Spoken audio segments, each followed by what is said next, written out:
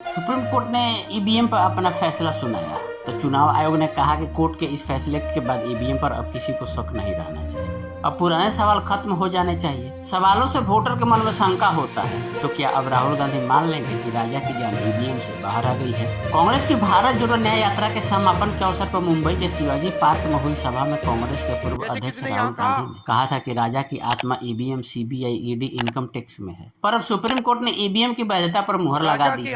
शुक्रवार को ईवीएम और वीवीपैट पर सुप्रीम कोर्ट ने अपना फैसला सुना दिया है। सुप्रीम कोर्ट के फैसले का सीधा मतलब है कि इस सिस्टम पर भरोसा करना होगा। सुप्रीम कोर्ट ने साफ कर दिया कि देश में बैलेट पेपर से वोटिंग का दौर वापस नहीं आएगा, यानी मतदान तो ईवीएम से ही होगा। इसके साथ ही वीवीपैट से 100% पर्ची मिलान भी नहीं होगा। चुनाव आयोग ने कहा कि कोर्ट के इस फैसले के बाद अब किसी को शक नहीं रहना चाहिए। अब पुराने सवाल खत्म हो जाने चाहिए। सवालों से वोटर के मन में शक होता है तो क्या अब ईवीएम के आलोचक यह मान लेंगे कि राजा की जान ईवीएम से बाहर आ गई है? सुप्रीम कोर्ट ने मतदाताओं और राजनीतिक दलों में विश्वास जगाने के लिए व्यवस्था दी है कि ईवीएम 45 दिनों तक सुरक्षित रहेगी और अगर नतीजों के बाद 7 दिनों के भीतर शिकायत की जाती है तो जांच कराई जाए। मतलब कि अगर प्रत्याशियों को लगता है कि कुछ गड़बड़ हुआ है तो ईवीएम की जांच की जा सकेगी। उम्मीद है कि विपक्ष सुप्रीम कोर्ट के इस व्यवस्था से जरूर संतुष्ट होगा। फिर भी यह उम्मीद करनी बेईमानी कि आगामी लोकसभा चुनाव में हारने वाला यह नहीं कहेगा कि सरकार ने ईवीएम के जरिए बेईमानी की गई है, क्योंकि हर बार चुनाव में जो पार्टी हारती है वही ईवीएम पर संदेह करती है। लेकिन बीजेपी तो ऐसा कभी नहीं बोली है, ये तो ज्यादा कांग्रेस करती है। कर्नाटक का चुनाव जीत जाती है तो वहाँ पे ईवीएम सही रहता है, हिमाचल जीत जाती है तो वहाँ पे ईवीएम सही हो जाता है, छत्तीसगढ़ और राजस्थान में हार जाती है तो वहाँ ईवीएम खराब हो जाता है। भारतीय जनता पार्टी ने भी 2009 में ईवीएम का विरोध किया था। उस समय तत्कालीन बीजेपी नेताओं ने देश में बैलेट पेपर से चुनाव कराने की मांग रखी थी, पर शायद सभी दलों के मन मस्तिष्क में ईवीएम के प्रति भरोसा ही है। ये आरोप लगाने वाले भी कभी इसके खिलाफ आंदोलित नहीं हुए और न ही चुनाव का बहिष्कार ही किए। सुप्रीम कोर्ट का फैसला आने के बाद एडीआर की अर्जी पर बहस करने वाले प्रसिद्ध वकील प्रशांत भूषण ने अपने सोशल मीडिया हैंडल पर लिखा कि चूंकि ईवीएम और वीवीपैट में ऐसे चिप्स लगे होते हैं जिन्हें अपने हिसाब से तैयार किया जाता है, इसलिए ऐसी आशंका रहती है कि वोटों में हेरफेर करने के लिए एक दुर्भावनापूर्ण प्रोग्राम लोड किया जा सकता है। चूंकि मतदाताओं को ईवीएम पर भरोसा नहीं है, इसलिए हमने सुप्रीम कोर्ट से कहा था कि या तो बैलेट पेपर्स पर चुनाव के आदेश दे या मतदाता को मतपेटी में डालने के लिए वीवीपैट पर्ची दे और फिर वीवीपैट पर्चियों की गिनती करे, या वीवीपैट मशीन में लाइट चालू रखे और सभी पर्चियों की गिनती करे। आज सिर्फ 2% वीवीपैट पर्चियों का ही ईवीएम से मिलान हो पाता है। सुप्रीम कोर्ट ने आज हमारी मांग को खारिज कर दिया और इसके बजाय 3 निर्देश दिए। पहला कि चुनाव आयोग को वीवीपैट पर बार कोड रखने की फिजिबिलिटी की जांच करनी चाहिए, सभी पर्चियों की गिनती कंप्यूटराइज तरीके से हो जाए। दूसरा, चुनाव के बाद चुनाव चिन्ह लोडिंग यूनिट को सील कर दिया जाना चाहिए और 45 दिनों तक उपलब्ध रखा जाना चाहिए। तीसरा कि हारने वाले उम्मीदवार अपने खर्च पर किन्हीं 5 ईवीएम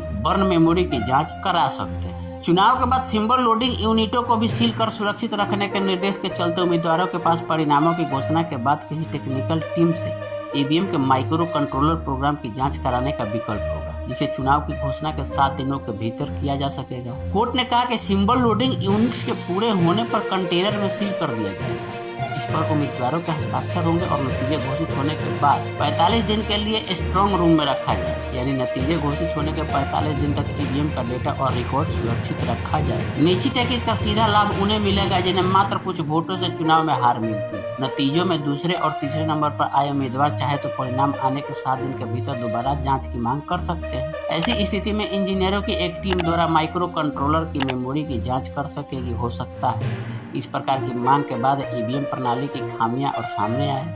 बहुत उम्मीद है कि इस व्यवस्था से ईवीएम के प्रति भरोसा जगेगा। लेकिन अगर कोई हेर फेर होगा तब ना, चाहे कोई भी जांच करा ले, अगर 1000 वोट से हारते हैं और 1000 से कितना भी जांच के बाद अगर उनका मार्जिन 1000 आता है तो फिर कैसे करेंगे कि आप ईवीएम कर और ईवीएम सेट किया गया है। बेंच ने एक बात और कही कि जिससे उम्मीद जगती है कि अभी भी ईवीएम को और सुरक्षित करने की गुंजाइश पर सुप्रीम कोर्ट विचार कर सकता है। बेंच का कहना है कि यदि जरूरत हुआ तो मौजूदा ईवीएम सिस्टम को मजबूत करने के लिए निर्देश पारित कर सकते हैं। सुप्रीम कोर्ट ने अप्रैल 2019 में चुनाव आयोग से कहा था कि किसी संसदीय क्षेत्र में प्रत्येक विधानसभा क्षेत्र में ईवीएम के साथ वीवीपैट की संख्या 1 से बढ़ाकर 5 कर दी जाए। इस तरह के कुछ और आदेश सुप्रीम कोर्ट भविष्य में दे सकती है। पीठ ने कहा कि संतुलित परिप्रेक्ष्य महत्वपूर्ण है। आंख मूंद कर किसी भी व्यवस्था पर संदेह करना उस व्यवस्था के प्रति शक पैदा कर सकता है। सार्थक आलोचना करने की जरूरत है, फिर चाहे वो न्यायपालिका हो या फिर विधायिका। सुप्रीम कोर्ट की इस बात में दम है। इसमें कोई दो राय नहीं हो सकती कि दुनिया में कोई भी व्यवस्था और तकनीक फुल प्रूफ नहीं हो सकती। इसे हम डिजिटल फ्रॉड के रूप में देख सकते हैं। जब तक करेंसी का जमाना था, जाली नोट प्रचलन में आ गए। जब हम डिजिटल पर शिफ्ट हो रहे हैं, हजारों करोड़ के फ्रॉड की रिपोर्ट आ रही है। क्या दुनिया हवाई जहाज में होने वाली दुर्घटनाओं के चलते बैलगाड़ी पर आने को तैयार हो सकती है? बैलेट पेपर सिस्टम में तमाम बुराइयां थी, ईवीएम में भी हो सकती है।